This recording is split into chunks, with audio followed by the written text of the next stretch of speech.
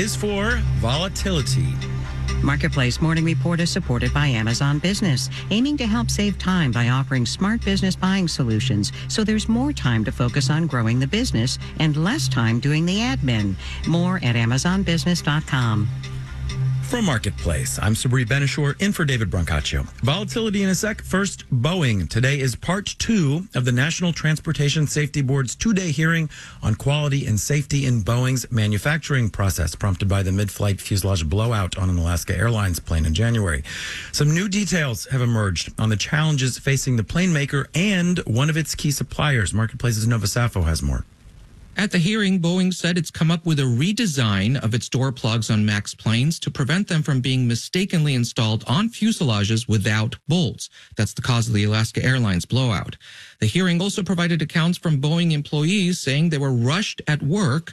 And Terry George, a senior executive at Boeing's fuselage supplier Spirit AeroSystems, said his company has had trouble finding qualified workers post-COVID.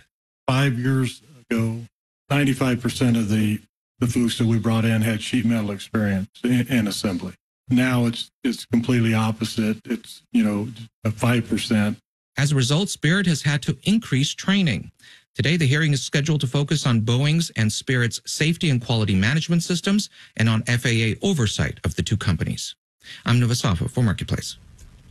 Moving on to Wall Street. The best word to describe this week is volatile. Stocks in the U.S. and Japan plunged on Monday, then rebounded partially. The S&P, the Dow, and the NASDAQ closed up roughly 8% yesterday. There is, in fact, an actual measure of stock market volatility. It's called the VIX Volatility Index, and it itself has been volatile. It more than doubled on Monday and has been swinging up and down wildly since. Right now, it's showing volatility in markets has increased by 42% in the last 5 days. Now, it is probably not a coincidence that this is happening in the month of August. August has a reputation for being rocky. Quincy Crosby is chief economic strategist at LPL Financial.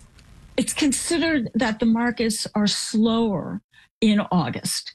There's vacation time. That's been the traditional view about August. Because it's slower, you can skew the market in one direction or another. And therefore, any move in the market can be exaggerated.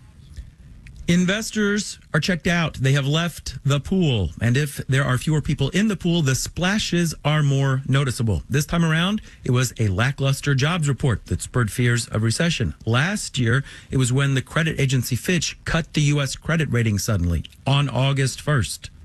That's all the market talked about all week long. And we were, scratching, when is this going to end? It was almost a global event. Until finally the market was able to shake it off and move on.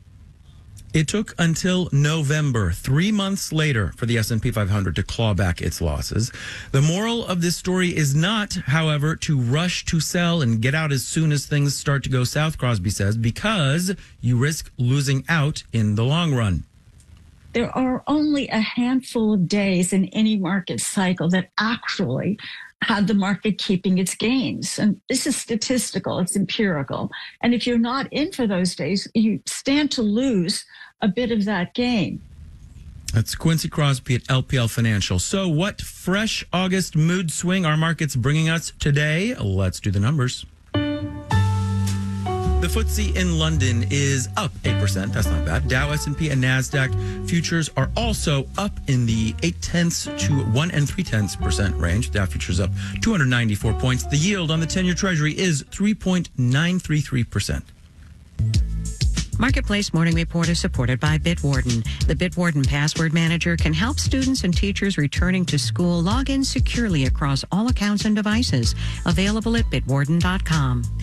And by C3 Generative AI. Verified, traceable answers, secure, hallucination-free, LLM-agnostic, IP liability-free. C3.ai. This is Enterprise AI.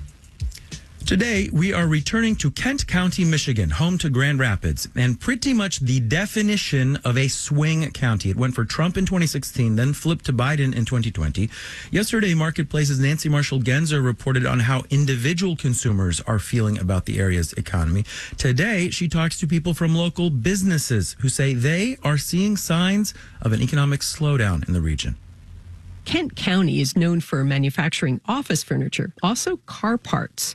Darius Howard is a supervisor at Corvac, which makes stuff like fenders and engine covers. I met Howard when he was off duty, headed into a dollar store in South Kent County. Howard told me business usually drops off a bit over the summer, causing some workers to be furloughed. But this year, he says about a third of Corvac's employees were temporarily laid off for much longer than usual. Just because of the automotive industry around this time, usually it's only like a week, but now it's been a month. Down the street, the Green Apple Food Bank is seeing a spike in demand. Executive Director Nancy Cromley says the number of families coming in for food has soared close to 30%. She's starting to hear about layoffs and seeing new people come in who are used to thinking of themselves as middle class. So these are people that have, they're not living in the system, they're not getting all kinds of other support, but they're just finding that they don't have enough money. But families can only go into the food bank once a month. Otherwise, they're shopping at discount stores like the one in northern Kent County, where Nate Harkness is assistant manager. I find him sitting in his truck in the parking lot on break. He estimates that sales are up 120% so far this year, and his customers aren't coming in to splurge. They don't really buy a lot of candy. They're just buying the staple things that they need, the important stuff, along with your toilet articles. There are also more bargain hunters at the Daily Deals grocery store in Wyoming, Michigan. Kimberly Jones is director of sales and purchasing. She says more shoppers are buying in bulk. So we're more seeing customers willing to try larger sizes so that they can make their dollar stretch a little bit further. So they're snapping up 5-pound bags of cheese or 15 pounds of bacon. They're also buying more store brand products, which are a lot cheaper than the name brands. Jones says sales of store branded meats are up 25%. Customers are willing to trade into different brands so they can get a value. Tomorrow, we'll talk to consumers about how or whether these economic trends will affect who they vote for this November. In Kent County, Michigan, I'm Nancy Marshall-Genzer for Marketplace. And in New York, I'm Sabri Benishore with the Marketplace Morning Report. From 8 p.m., American Public Media.